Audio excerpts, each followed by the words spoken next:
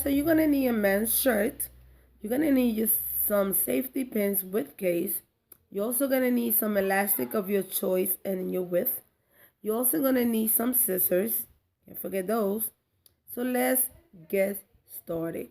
So the first thing you're gonna do is take your elastic and measure it around your shoulder like I'm doing here. Now you wanna lower your elastic as low as you want the shirt to be.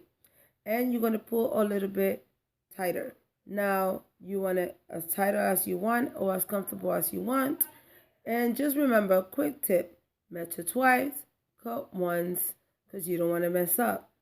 Now lay your shirt flat in a surface.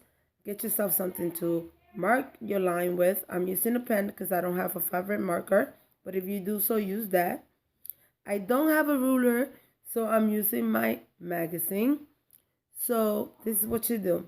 You make sure you look for the last button in the collar and you make it nice and flat. You're going to use your notebook or ruler as a guide and you're going to place it under that button and you're going to go across and you're going to make a straight line like I do some here, and then you're going to start cutting and you should end up with something like this. Now after you have this, you're going to turn your shirt the wrong side out and you're going to make the shirt to meet right sides together, meaning the buttons are going to meet the back of the shirt and the inside of the shirt is going to be outside, so you can create that casing. Now when you go to the sewing machine, make sure that you go all the way to the corner where you started that cut, and you're going to go down like about half an inch to an inch depending of the size of your elastic, because remember you're going to create a casing to fit in that elastic, so you don't want to go too big or too small. So now after you done created that, you done that to the other side also, and then you turn it as like I'm doing right here. Once you done that, we go to the button, and this is the button that was always at the top. After you done cut the shirt, remove it and create the casing, and this is what you left with. Now if you like me that you're a non-sewer and a non-professional, I suggest, and I'll give you a quick tip, that you press on the casing so it could be nice and flat and you don't lose your edges, or pin it around like I did right here. I'm actually trying to do both. So not as bad and not hard as it is so far, right? Now, so after you've done so, let's start sewing. So we're going to sew around all the way around, all the way across to the front of the shirt where the button meets.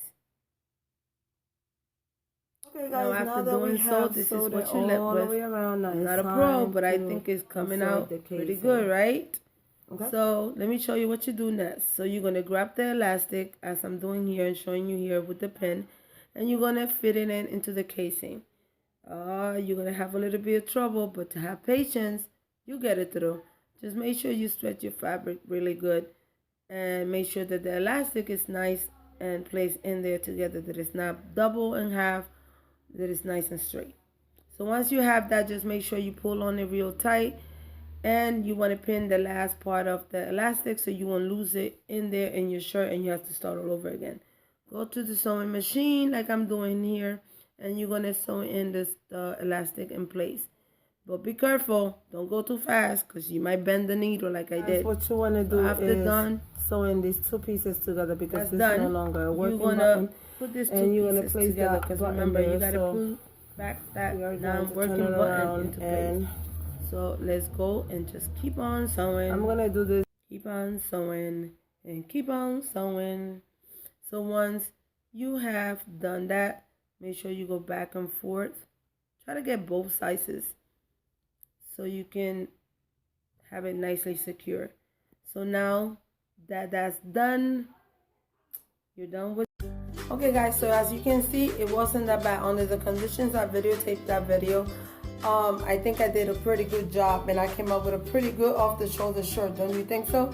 So if you do think so, please give this video a thumbs up so I can know that you would like to see more videos and tutorials from me as I learn my journey into sewing.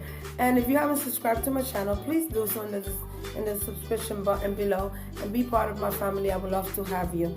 Now, don't go nowhere yet because I'm going to show you how I styled this beautiful shirt.